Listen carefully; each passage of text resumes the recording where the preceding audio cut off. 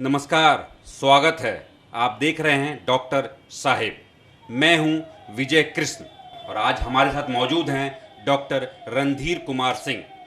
Doctor साहब बिहार के मशहूर डेंटिस्ट हैं, यूं कहें कि दांतों के एक्सपर्ट डॉक्टर हैं। आज उनसे दांतों से संबंधित बीमारियों के बारे में जानकारी लेंगे, साथ ही आपके सवालों का जवाब भी लेंगे। लेकिन इससे पहले यदि आपने अभी तक हमारे चैनल डॉक्टर साहेब को सब्सक्राइब नहीं किया है तो तुरंत कर ले। डॉक्टर साहब, बहुत बहुत स्वागत है आपका हमारे चैनल पर।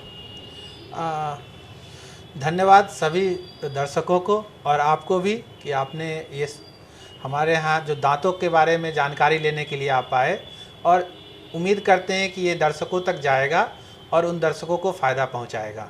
डॉक्टर साहब, जैसा कि हम सब जानते हैं कि कैल्शियम की कमी हड्डियों से संबंधित बीमारियों के लिए जिम्मेदार है और ये दांतों को भी प्रभावित करता है। तो आप ये बताएं, कैल्शियम की कमी से क्या कौन कौन सी बीमारियां लोगों में होंगी? देखिए, कैल्शियम जहाँ भी बोन जैसे हड्डी, हार्ट टिश्यू, दांत का पार्ट जब भी बनता है तो इसमें कैल्शियम एक स्पेशल यूनिट कहिए या यूँ कहें कि मेन पार्ट ही कैल्शियम होता है। तो कैल्शियम का कमी अगर किसी तरह का होता है तो ये अलग अलग उम्र में अलग अलग लोगों को अलग अलग तरह से प्रभावित करता है।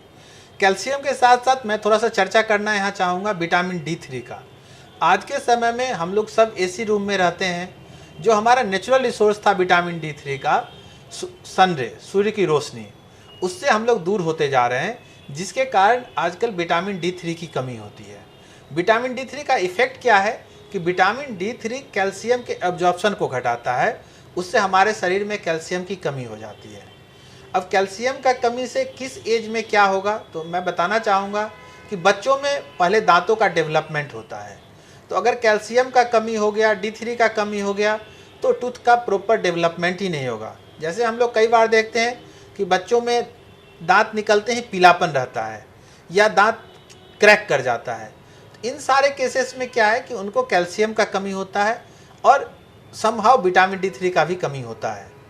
कई बार बच्चे का टूथ देखते हैं बराबर कंप्लेन रहता है हम लोग को पास कि बच्चे का दांत सही समय पर नहीं निकल पा रहा है, उसके लिए भी कैल्शियम का कमी रिस्पॉन्सिबल है।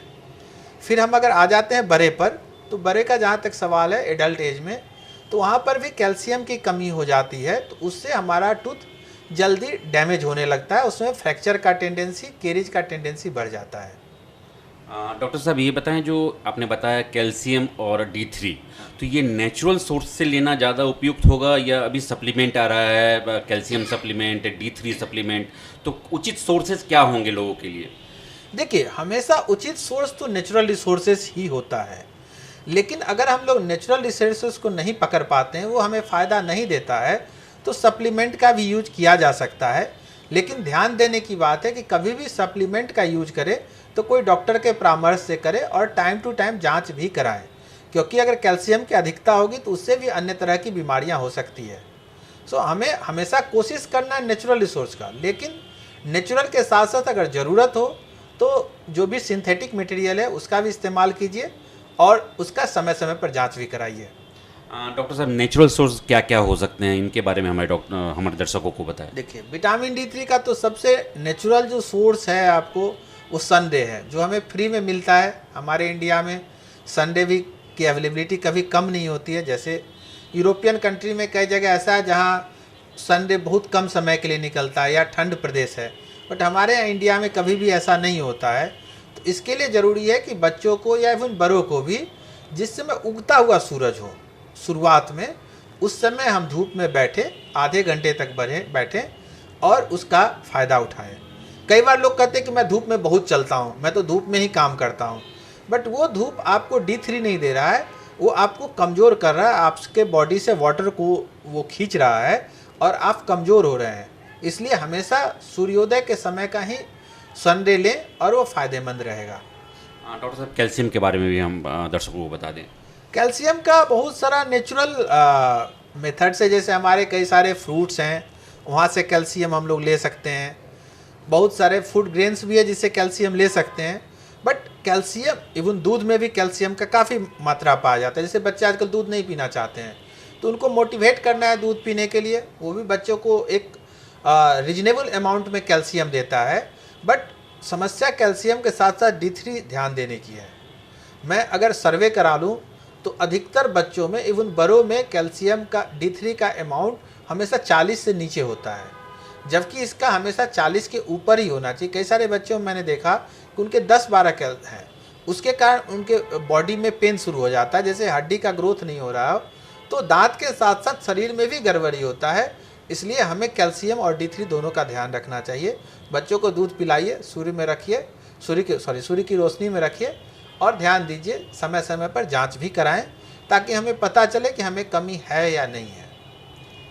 डॉक्टर साहब बता रहे थे कैल्शियम की कमी को कैसे दूर कर सकते हैं।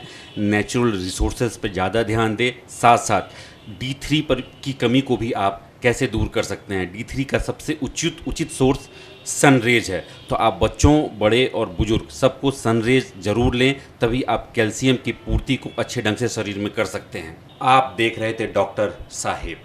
इस एपिसोड में फ़िलहाल इतना ही। अगले एपिसोड में आपसे फिर से मुलाकात होगी। यदि आपने अभी तक हमारा चैनल डॉक्टर साहेब नहीं सब्सक्राइब किया है तो तुरंत कर लें। तब तक के लिए नमस्कार।